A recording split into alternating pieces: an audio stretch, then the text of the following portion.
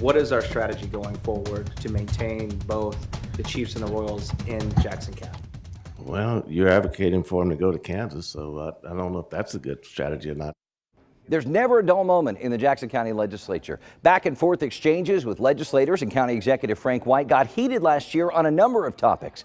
It's safe to say they have a strained relationship. It's gotten to the point where White doesn't go to the weekly meetings anymore. He sends his staff now. I asked him ahead of his recall election how that dynamic works and what he'd do to change it if he stays on as county exec. One of the other main criticisms we've heard from voters is your noticed absence at county legislature meetings. I know you've heard about this. You've been to one or two this year, I believe. Why is that? Well, Cody, first of all, I think that people are making big things out of nothing. I don't have to go to these meetings. I don't have to attend the meetings. Our structure is not set up for me to attend these meetings. I go if I have an interest in seeing something, or if I want to say something positive that's going on in the county. But our system is set up like the state system, where the governor, legislature, I don't have a vote. So when I go into these meetings and I don't have a vote in these meetings, then it becomes a political attack for political points by a couple legislatures. So is it not important to be part of the conversation at those meetings? We're always part of the conversation. I mean, we have individuals. I've talked to legislators when they have programs they want to talk to. I mean, I'm right across the aisle. We meet every Monday to go over the agenda, so we know what's on the agenda. I make sure my chief of staff, my chief administrative officer are at these meetings to answer their questions. I've always been available. I'm at work every day, and like I say, when they have something to talk about, I work with them. You've said publicly that you don't think much has gotten done in the legislature in the last 2.5 years. If the voters let you keep your job, how do you mend fences with members of the legislature to try and move county business? Well, Cody's my hope, since everybody has to run next year, it's my hopes that legislators, politicians are like anyone else. When they run for office, then the voter would ask you, what have you done? So they want to be able to say, I did this, I got this done.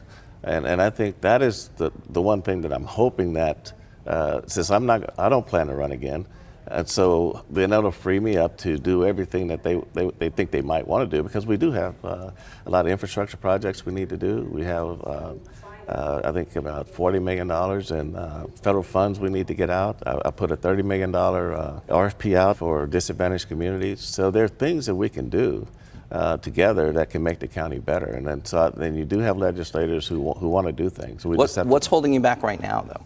What's holding back now is the 5 votes. The 5 votes on the legislature, that's the majority. And they vote in block, and it's kind of hard to penetrate that when the intent is on dysfunction.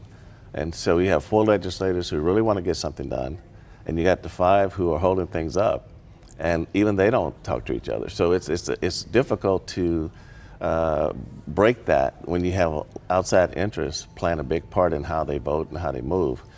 So I'm hoping that once the election's over, and if I'm successful, then we can say, okay, he's going to be here another year. Let's figure this thing out. And let's move forward. Let's get reelected. Whoever wants to get reelected, and go from there. You've said that regardless of what happens Tuesday, and you just said it again, that you're not running for re-election, but then you've hinted at running for election again, said that you probably wouldn't. So which is it? What's your plan? There's a good chance. No, I don't see myself. A good chance? I don't see myself running. No, it's time. You know, it's time to finish my term. It's time to move on and enjoy the rest of my life. I know that you've battled the petitions in court, the recall election on a county level as well. Will you respect the outcome of this election? Well, you're battling process. You know, you have to ask these questions. You know, when you have ballots that are collected over 2 years, you have to question that. When you have outside people from out of town brought in to collect these ballot signatures, you have to question those things. So if you don't question those things, I mean, you're accepting everything that somebody's throwing at you without even knowing what's going on. So the voters always speak loudest, and I respect the vote of the people. And you'll respect the outcome of this election? But the voters say I'm done. I'm done. I mean, I can't say that the courts might come in and say something down the road. I can't do it. I can't say anything about that. But you know, the voters always speak loudest. I respect I think the only way to overturn the vote of the people is by a vote of the people, and that's the way I look at it. Sure. Any final words before Election Day? No, I just want the people to get out and vote. I think that the question they need to ask themselves is, I've been here 11 years. I've been reelected twice, and I really believe that there's a big confidence factor in the voters and my ability to do the job, mainly because I just haven't been afraid to make the tough decisions. I haven't been so political that I didn't make the right decision at the right time. The stadium vote decision was the right decision because I stand between the people and bad decisions that are going to affect them. And so if I've got to make the tough call, I'll make it. I made it during COVID. Ushering our county through COVID was not an easy process. And there was a lot of politics that had to deal with it, from mask mandates to all the other things. So you push back on those things, because it's like you got to compartmentalize things. It's like saying, okay, COVID, it's not a political issue, it's a health issue. And then you just try to use common sense the best way you can to get through that. But I'm not the most political person in the world, but I'm a very common sense type guy, and I know how to make the right decisions at the right time because I have a lot of family in town, and the decisions that I make, I always think about my family first because I know they're going to be affected because I have them from all ends of the scale, and so you have to do what's in the best interest of the people. You're not going to please everybody. You're not going to get 100% of the vote.